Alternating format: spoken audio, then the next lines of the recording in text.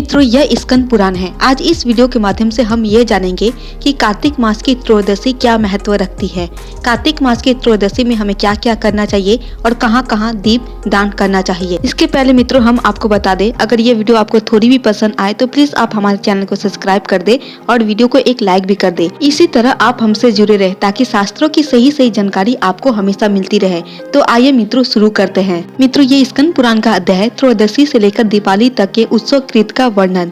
वर्मा जी कहते हैं, कार्तिक कृष्ण त्रयोदशी को प्रातः काल दंत धवन करके स्नान करे और त्रिरात्रि व्रत का नियम लेकर भगवान गोविंद के भजन में तत्पर रहे तथा इस व्रत के अंत में गोवर्धन उत्सव मनावे। त्रयोदशी 3 मुहूर्त से अधिक हो तो वह इस व्रत में ग्रह पर तिथि से वेद होना दोष की बात नहीं है। कार्तिक के कृष्ण पक्ष में त्रयोदशी के प्रदोष काल में यमराज के लिए दीप और नैवेद्य समर्पित करे और अपमृत्यु अकाल मृत्यु या दुपरन का नाश होता है।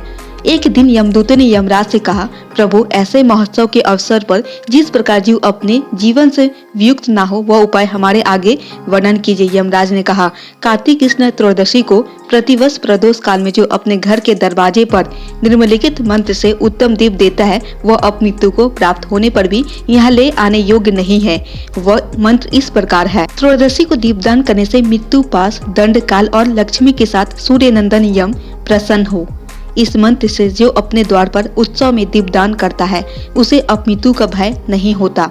दीपावली के पहले की चतुर्दशी को तेल मात्र में लक्ष्मी और जल मात्र में गंगा निवास करती है। जो उस दिन प्रातः काल स्नान करता है वह यमलोक नहीं देखता। नरक भय का नाश करने के लिए स्नान के बीच में अपामार्ग चिरचिरा को मस्तक पर घुमावे। 3 बार मंत्र पढ़कर 3 ही बार घुमाना चाहिए। मंत्र इस प्रकार है, जोते हुए खेत के ढेले से युक्त और कंटक विशिष्ट पत्तों से सुशोभित अपामार्ग तुम बार बार घुमाए जाने पर मेरे पापों को हर लो। ऐसा कहकर अपने सिर पर अपामार्ग घुमावे। स्नान करके भीगे वस्त्र से मृत्यु के पुत्र रूप 2 कुत्तों को दीपदान दे। उस समय यह मंत्र पढ़े, काले और चितकावरे रंग के 2 स्वर्ण जो मृत्यु के पुत्र यमराज के सेवक तथा परस्पर भाई दशी को दीपदान करने से मुझ पर प्रसन्न हो। फिर गंगा तर्पण करने के पश्चात 14 यमों का तर्पण करे जिनके मंत्र इस प्रकार है। ये 14 नाम मंत्र है। इनमें से प्रत्येक के अंत में नमः पद जोड़कर बोले और एक एक मंत्र को 3 बार कहकर तिल मिश्रित जल की 3 अंजलियां दे। यमराज का तर्पण यज्ञोपवीति होकर अर्थात यज्ञोपवीति को बाएं कंधे पर रखकर अथवा प्राचीनाविति होकर जनेऊ को दाहिने कंधे पर करके भी किया जा सकता है, क्योंकि यमराज देवता और पितर दोनों ही पदों पर स्थित है अर्थात उनमें उभय रूपता है।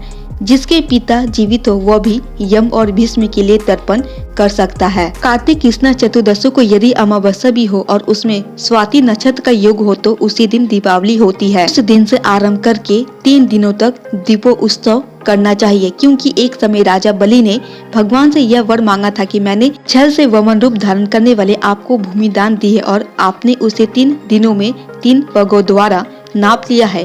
अतः आज से लेकर 3 दिनों तक प्रतिवर्ष पृथ्वी पर मेरा राज्य रहे। उस समय जो मनुष्य पृथ्वी पर दीपदान करे उनके घर में आपकी पत्नी लक्ष्मी स्थिर भाव से निवास करे। दैत्यराज बलि को भगवान विष्णु ने चतुर्दशी से लेकर 3 दिनों तक का राज्य दिया है। इसीलिए इन 3 दिनों में यहाँ सर्वदा महोत्सव करना चाहिए। चतुर्दशी की रात्रि में देवी महारात्रि का प्रादुर्भाव हुआ है, अतः शक्ति पूजा परायण पुरुषों को चतुर्दशी का उत्सव अवश्य करना चाहिए। भगवान सूर्य के तुला राशि में स्थित होने पर चतुर्दशी और अमावस्या की संध्या के समय मनुष्य हाथ में उल्का लेकर पितरों को मार्ग प्रदर्शन करावे। कार्तिक मास में चतुर्दशी आदि 3 तिथियां दीपदान आदि के कार्यों में ग्रहण करने योग्य है। यदि यह 3 तिथियां संकल्प काल से पहले ही समाप्त हो जाती हो तो दीपदान आदि के कार्यों में इन्हें पूर्व तिथि से युक्त ही ग्रहण करना चाहिए। तदंतर अमावस्या के प्रातः काल स्नान करके भक्ति पूर्वक देवताओं और पितरों की पूजा और उन्हें प्रणाम करे। फिर दही, दूध तथा घी आदि से प्रणव श्राद्ध करे।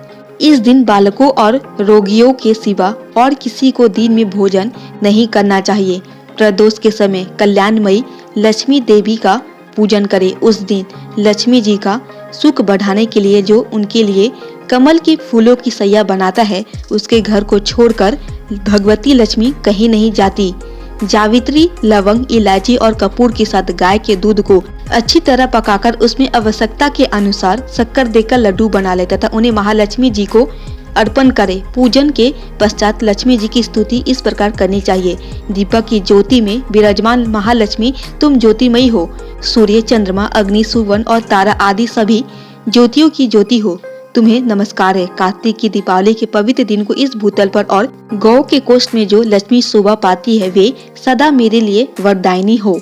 इस प्रकार स्तुति करने के पश्चात प्रदोष काल में दीपदान करें। अपनी शक्ति के अनुसार देव मंदिर आदि में दीपकों का वृक्ष बनावे। चौराहे पर, शमशान भूमि में, नदी के किनारे, पर्वत पर, घरों में, वृक्षों की जड़ों में, गौशालाओं में, चबूतरों पर तथा प्रत्येक गृह में दीपक जलाकर रखना चाहिए। पहले ब्राह्मणों और भूखे मनुष्य को भोजन कराकर पीछे स्वयं नूतन वस्त्र और आभूषण से विभूषित होकर भोजन करना चाहिए।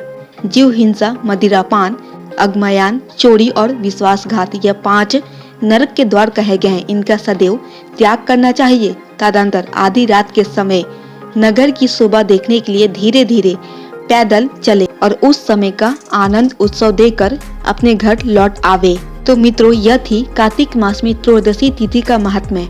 मित्रों, उम्मीद करते हैं कि यह छोटा सा ज्ञानवर्धक वीडियो आपको जरूर पसंद आया होगा। अगर थोड़ी भी पसंद आई होगी तो प्लीज आप हमारे चैनल को सब्सक्राइब कर दे